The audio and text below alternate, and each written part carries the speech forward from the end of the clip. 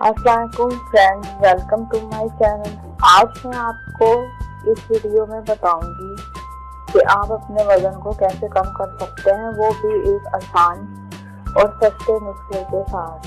तो फ्रेंड्स, फिर इसके लिए वीडियो को कंप्लीट देखिए और चैनल को जरूर सब्सक्राइब कीजिए। आइए फ्रेंड्स, अब चलते हैं आज के टिप्स की तरफ। आज मैं आपको बताऊंगी कि आप अपना वजन कम कैसे कर सकते हैं, वो भी सिर्फ 7 दिन में।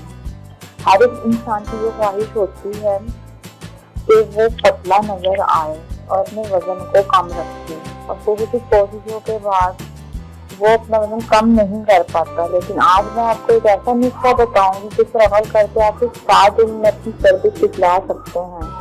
ये नुस्खा लीमू से बनाया गया है, जो कि चर्बी पिघलाने के लिए इंतहाई शानदार फल है, और इसकी वजह से मेटाबॉलिज्म तेज होने के साथ वजन कम होता है।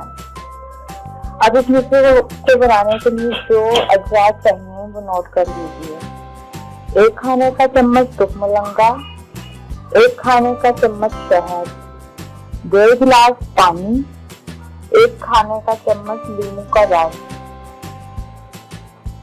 अब बनाने का तरीका।